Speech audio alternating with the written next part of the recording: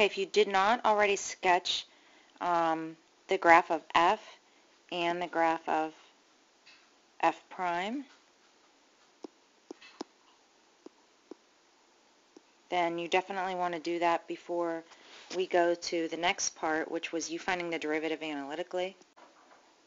Now also, if you didn't already try this, you might want to try. We're finding f prime of x, which is the derivative of f.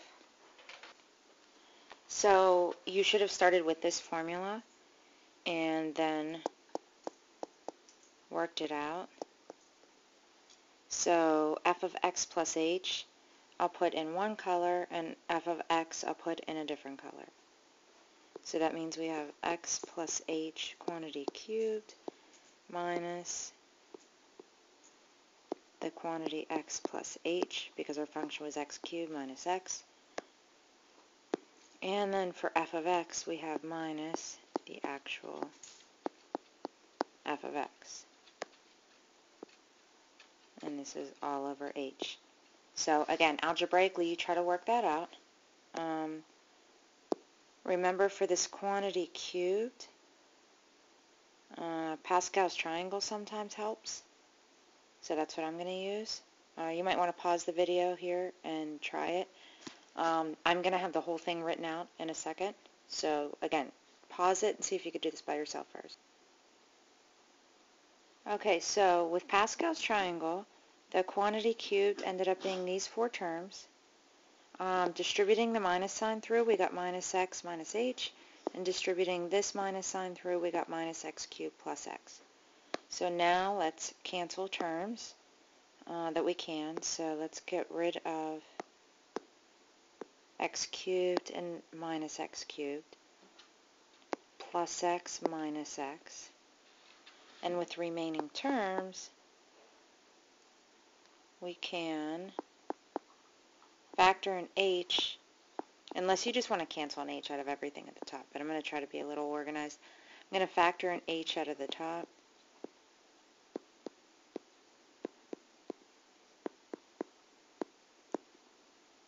Oh, almost forgot one.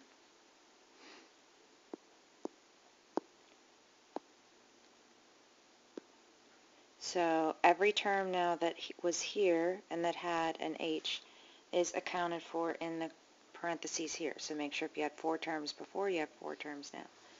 Now we can cancel the h and then take the limit by plugging 0 in for the remaining h's, which are here and here, and we end up with 3x squared minus 1. Now, I can't turn back the page in this presentation in the tool that I'm using because it would stop the whole, recording process. But take a look at this and see if this couldn't possibly be the graph that you drew for f prime on the previous slide. And again, you can rewind and take a look at it. Okay, on this page, we have some other notation for derivatives, so I'm just going to point them out. Now, you're familiar with f prime of x already.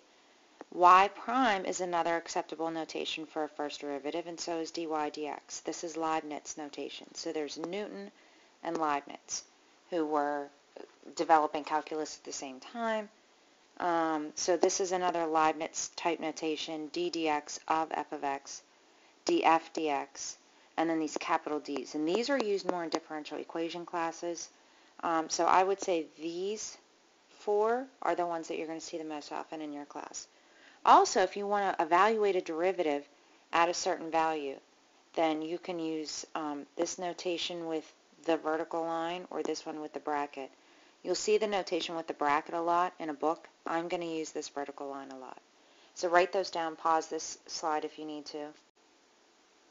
Okay, now, there are times when the derivative just doesn't exist, just like there are times when functions don't exist, right?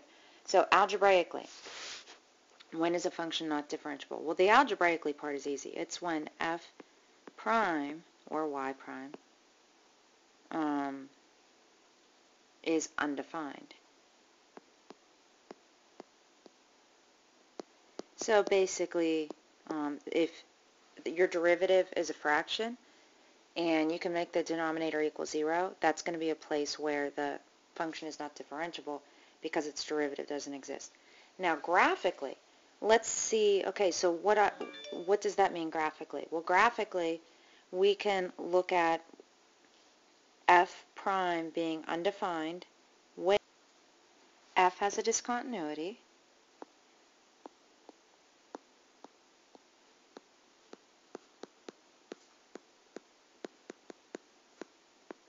because obviously if it has a discontinuity, if there's a break in the function, then how do you decide on the slope of the tangent line where there is a break? Okay, so that doesn't make any sense.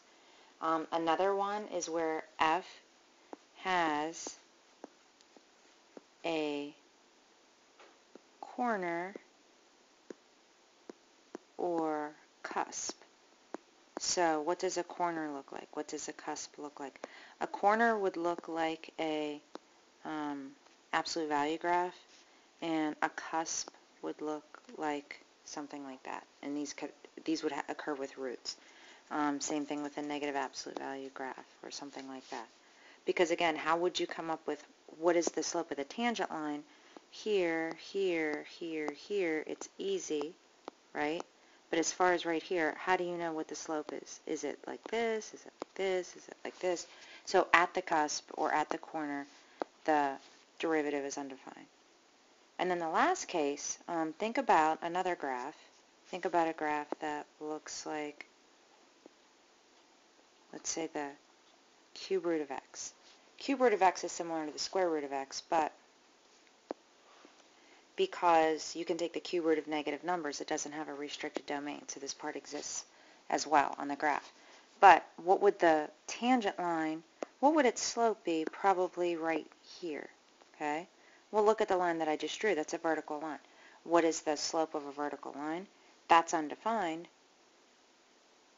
So it is also where f has a vertical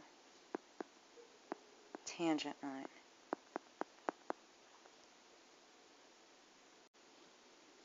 Okay, pause this video here also to write down the notations of higher order derivatives.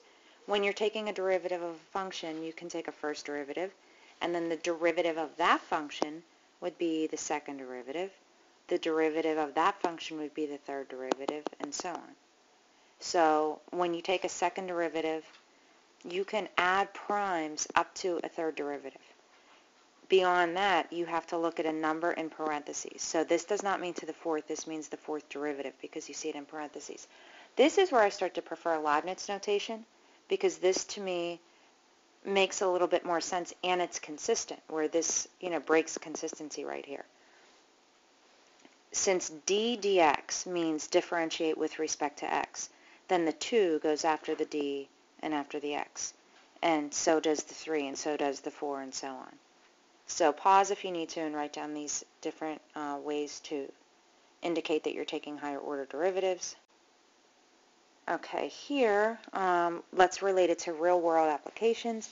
You already know that the derivative of the position function is velocity, so we can also write v of t as s prime of t. Acceleration is the derivative of velocity, or is the second derivative of position. And jerk, really seriously, that's a term. It's the rate of change of acceleration. So that is the derivative of acceleration, or the second derivative of velocity, or the third derivative of position. So to get some practice of identifying f prime, and f double prime from a graph, go to this website. Hopefully you can read this, and we will look at this in class. Plus, I'll put the link. The link is on the wiki already. I could put the link on Edline for you if you need it. But copy that down and try it if you have a chance before class. And that's everything you need to know right now about derivatives as a function. If you've gotten it all. If not, check out Hippocampus, check out Khan, check out whatever you need to until you understand really the actual concept of a derivative as a function. And there's your homework.